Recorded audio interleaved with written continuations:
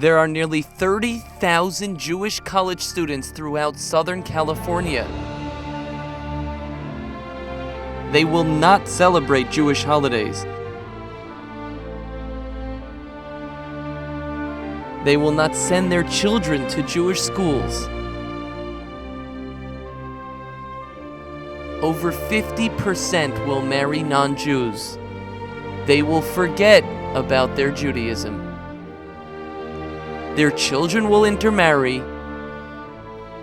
and Jews will disappear.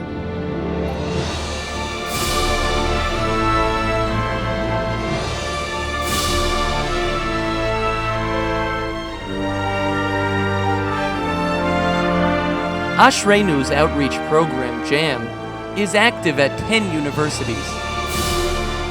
The campus rabbis are reaching out to the masses, bringing them back to Judaism,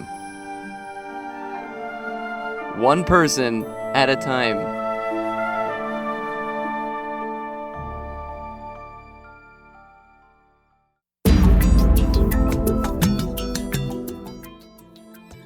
I was walking around the middle of campus, and a lady named Sarah Goldberg was standing in the middle of campus saying, "Are you Jewish? Are you Jewish? Are you Jewish?" And I said, "Yes." So I reluctantly came over there. I've never asked if I've been Jewish in my life, surprisingly. And I said, "Yes," and he said, "Come to Israel." And I said, "Whoa, I don't know you." I heard about JAM through Rabbi Fleschel, who's the rabbi at Santa Barbara. We met Bracha and Rabbi Zared and Rabbi Bloom maybe about 2 years ago. Well, I was pulled in during orientation by Rabbi Quinn, and he kind of got my information, my number. I met like 5 JAM rabbis walking down Bruin Walk, and they all like accost you, and they're just like, "Are you Jewish? Are you Jewish?" And I said yes, and they invited me over to Shabbos dinner. And I tried to think of an excuse. I did think of an excuse every single weekend, but it's so hard to keep making excuses because you see them every day walking to class, and they remember your name. They remembered my name at least, and they kept asking me when I was coming to Shabbos dinner, and then I felt really bad, and so I eventually went. Rabbi Fink got my name off that list and gave me a call. That was the beginning of a beautiful relationship with JAM.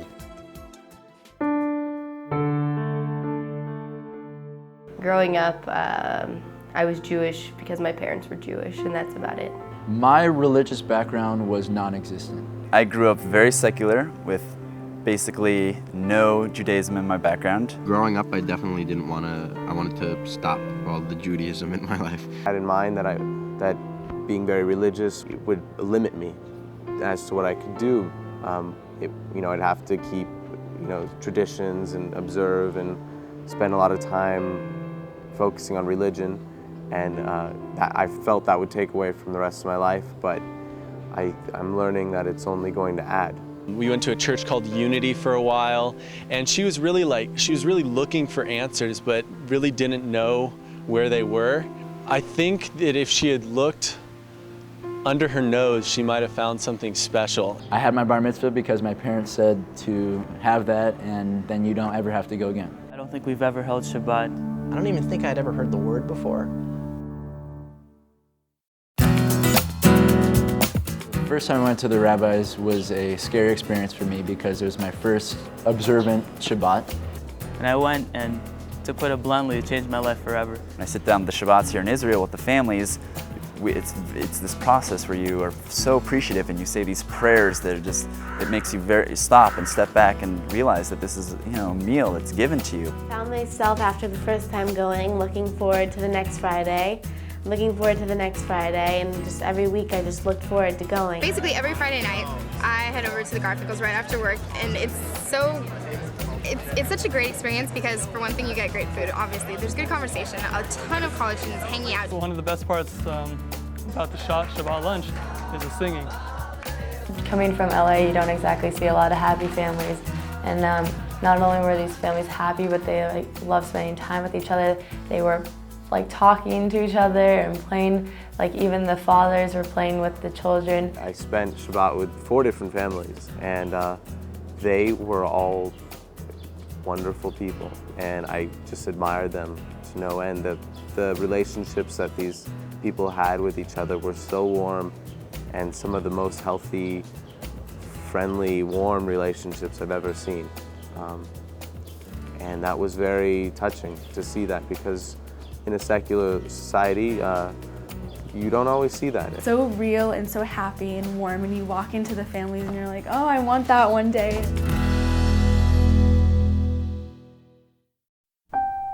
But Rabbi Sales is a very kind person. You know, it's not forceful at all. Then I started meeting with Rabbi Dave Markowitz, who I consider to be one of my really good friends. Chava is like probably one of the greatest friends that I've met since I've been in USC, and she doesn't even go here. It brings me happiness like every time I get to see her. Rabbi Bloom comes out once a week to our campus, and during this time he holds classes. Rabbi K, he's amazing. He's just a man who's so full of life and energy and warmth and happiness, and he always has a song in his heart.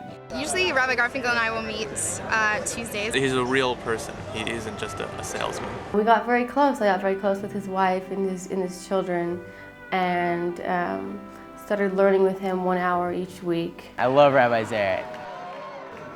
Rabbi Zaret makes me feel like I'm in good hands, and that I'm going in the right direction. Bracha is fantastic. She's an incredible resource. She's inspiring. She's very, very sincere, but yet she can relate to us as college students. I don't know if I'll ever be able to paint, Rabbi Classical and Rabbi Zaret, and Bracha Zaret, who told me I needed to marry an Orthodox girl. First time I met her, laughed in her face. Getting married soon, and I met my chatan in JAM also. And we start having this really in-depth discussion, and it was really intriguing, and I loved it. And he says, well, why don't we start meeting once a week? And I say, yeah, it sounds like a great idea. Rabbi Quinn and Tirza are becoming two of my most favorite people. Rabbi Garfinkel and I meet once a week, and the best way I can describe it, it's like a Shabbat, that 1 hour during the week. It's a special jewel in time, and I'm beaming afterwards. And we get to talk about everything that's going on in my schooling, and then she always makes it a point to teach me something different, which I love because it just enhances like my day. It gives you a break from like the everyday. It's like home away from home almost. It's having the Garfinkels as my second, surrogate mom and dad. I found that I was able to ask questions and grow more. And at first I was resistant because I was trying to find flaws in it, because I grew up with this sort of mindset of that orthodoxy was a very distant world and something that was just not what I wanted. But what I found was that it was exactly what I wanted. The rabbis are very accessible, very approachable, also very, very knowledgeable. They kept inviting me to events. They didn't forget about me at all, which was really nice. That I was welcome wherever I was going. That was really nice. Because there was people that didn't exactly come from like a really religious background who still found a connection to Judaism, and I thought that was something that I could really relate to. You have the cream of the crop of UCLA students, other University of California students, and they come here and it's education like nothing we've ever tasted before. You really see what it means to be a Jew, and it's inspirational to meet people that you see are good and healthy and live fulfilling lives. It's like firecrackers have been sitting inside of us this whole time, and somebody lit the fuse and now they're all going off.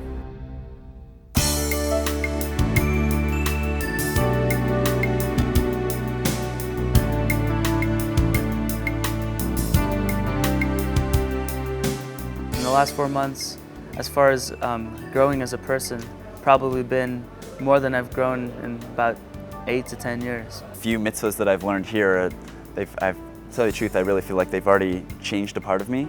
A few years ago, I would have never imagined I'd be sitting in the Holy Land in Jerusalem and in a seminary and learning about this religion that's very much a part of myself, but that was never really released, I guess. I feel like kind of nerdy because I like the classes more than a lot of the tours, but it's a very meaningful experience for me, and I'm hoping now I can just stay longer.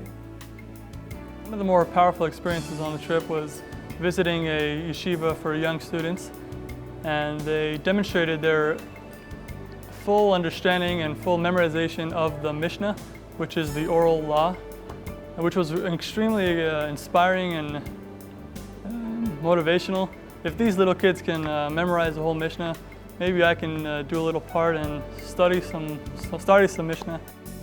It's a Jewish wedding. I want a wedding like that.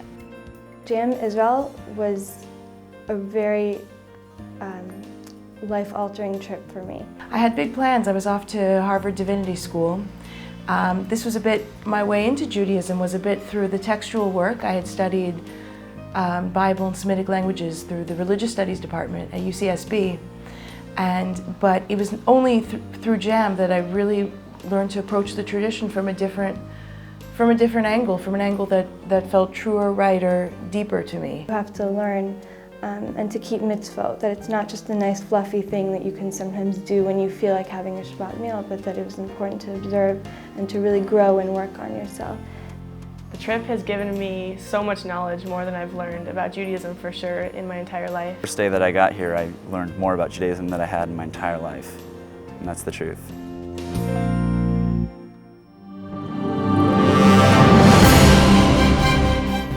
I think I'm going to keep Shabbos completely. More of a practicing Jew rather than just going about my secular life. It's been absolutely incredible. I'm becoming more observant. I became a student instead of somebody to debate. The two of us and whoever else wanted to come to hold Shabbat on a weekly basis. And if we could do that, that'd be great. I was an agnostic before the trip. And then I've seen a lot of things and heard a lot of things that have made me believe in the God. I'm back here for the summer at Neve studying. This JAM trip has definitely made me consider coming to Israel and learning in a yeshiva. Eventually have a family where I could have a similar type of Shabbat. I think it's really rewarding. I think it just is very satisfying to have that type of family relationship. I want to continue studying. What I feel from the heart, I'm going to let it happen. Because of how inspired I am by this trip, I'm thinking of coming back to Neve. I know this trip obviously has changed my life. I was skeptical and, came on this trip not knowing what to expect, and my mind's been blown, and I can't wait to come back next summer. Start being more observant, because if this is the truth, if God does exist, then I want to do everything in my power to live my life in accordance with that truth. We became addicted to learning about Judaism. Now I'm Shomer Shabbos and hopefully becoming observant. I'm definitely going to try my best to keep Shabbos. And I used to keep kosher, and I think I'm going to start keeping kosher again. I've been at Neve for almost a year. Thinking about becoming Shomer Shabbos because of the trip. Decided to stay for another month to extend my trip and continue my learning. I think when I go back to Los Angeles, I'm going to keep my yarmulke on and try my best to keep the Sabbath.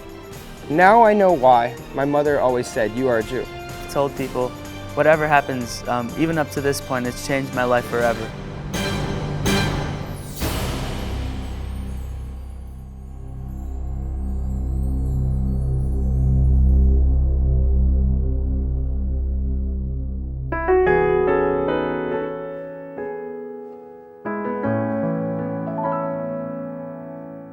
We were having a dinner, and one of the sponsors for this trip gave a speech, a very good speech, and he also raffled off a couple of things, a Kiddush cup, a menorah, and some other items, very nice items. And I didn't really want these items, actually, because I felt obligated to keep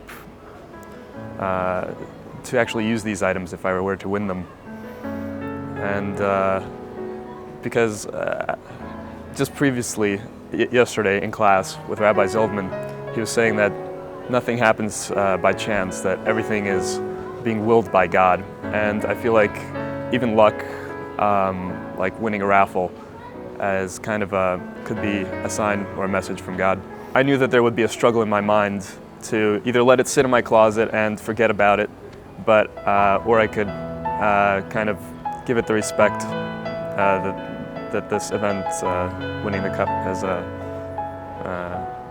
deserves. So I was in the lounge somewhere. I thought that the raffle would be something that I would have to participate in, and so I didn't even want to be in the raffle. And then somebody walks in and says, "Michael." Both of us walk into the room, and I find out that Mike from Rutgers has won a Kiddush cup, a sterling silver Kiddush cup that was being raffled off. And even though I didn't want this item, it kind of found its way to me. And I am taking this as perhaps just an opportunity, at the least, to learn a little bit more about Shabbos and see if I could work that into my life.